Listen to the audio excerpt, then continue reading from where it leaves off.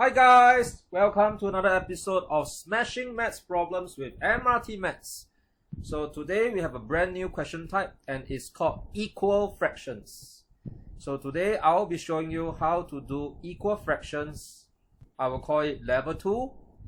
I will call it easy mode, yes, because in the next few episodes we'll be exploring the medium difficulty and finally the hard mode. So without further ado, let's get right down to it. Charles and Dylan bought a total of 304 ice cream sticks to build a model. So with my pencil, I'll circle 304. I'll point at the word total. Moving on, they told us that Charles used 3/5 of his ice cream sticks and Dylan used 1/3. So these are the two key phrases that are extremely important to us.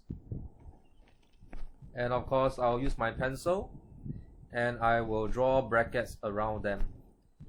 And moving on, they say that in the end, they had the same number of ice cream sticks left. So the word same, I'll underline that together with the word left. And moving on, they say, how many ice cream sticks did Charles buy at first? So I'll put a bracket around the question and I'll underline Charles. And we're looking at Charles at first. So going back to this question, many people will actually want to draw a model. But my approach to this is that I will not be drawing the model because drawing the model will take up too much time and it wouldn't allow me to solve this question in less than 3 minutes in Singapore. So having done the basic annotation, I would now use my highlighters to draw brackets around them. And this will allow me to let my mind frame the knowledge, frame the information, and that will help me to solve this maths problem later. Okay, so Charles and Dylan, total of 304. Blue. As for yellow, Charles used 3/5 of his ice cream. Red, Dylan used 1/3. Orange. In the end, they had the same number of ice cream sticks left. And finally, green. I want to find Charles at first. So, reminder for everyone, this is the BYROG annotation method. So, B for blue, Y for yellow, R for red, O for orange, and G for green. So, now let's get right down to business. We got to solve the question. Yes, that's what we're going to do. So, we have Charles and Dylan. So Charles, okay, let me switch back to the normal pen. So Charles, Dylan. If you want to write down C or D, no problem at all, because these two characters, they start with different letters. So to solve this, I will have to remind myself that if Charles used 3/5 of his ice cream sticks, that will mean that Charles' total at first, right, is 1 whole. And this is Charles' 1 whole. So Charles' total, Charles' 1 whole, he used up 3/5 of his ice cream sticks. He'll be left with 2/5. Moving on, let's talk about Dylan. Dylan used up 1/3 of his ice cream sticks. So if I take 1 whole, I take away 1/3. We say that Dylan has 2/3 of his ice cream sticks left. And everyone, many a times for this question type, it will fall under the numerators the same section of those problem sum guidebooks. So to remind myself, I will also write it down, numerators the same. We want to and we need to make the numerators the same. So as you can see, I'm writing it out nicely for everyone to see.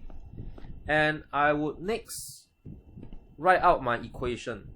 I would say that 2 out of 5, C for Charles, is the same as 2/3, D for Dylan. Just want to remind everyone here, before we proceed further, we cannot write down 2 out of 5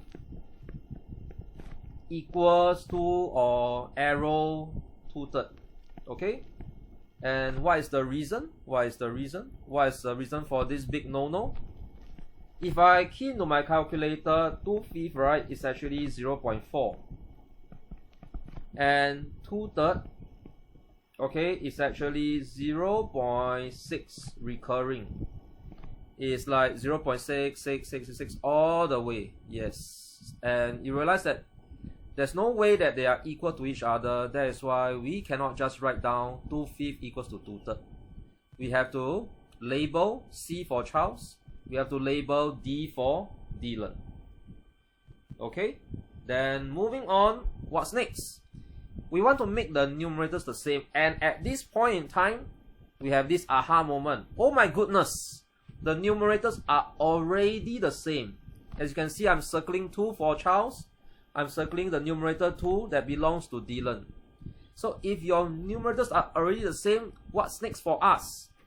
We got to consider the denominators as the total units, which means that the 5 that I'm circling now and the denominator 3 for Dylan, they represent their respective total.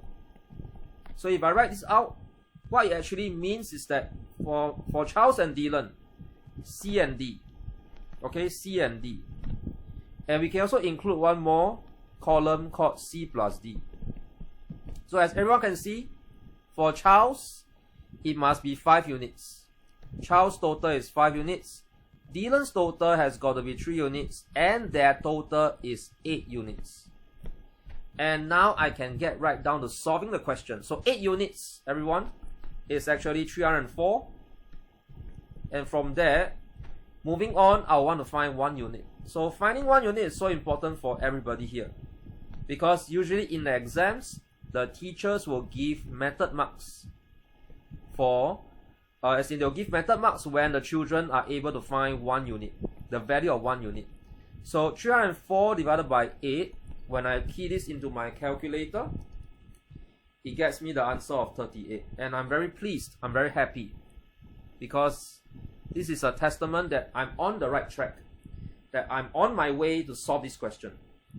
So what do they want from us? They are asking us for how many ice cream sticks did Charles have at first. So Charles at first, everyone, he has got to be 5 units. So I'm going to circle the 5 units from my ratio table. And I'm going to include C. Maybe I'll just write down C's total. I'll indicate that Charles' total, right, is actually 5 units. And that is none other than 38 times 5. So what happens when I key this into the calculator? I'll have the answer 190. And I will include that the answer ANS is actually 190.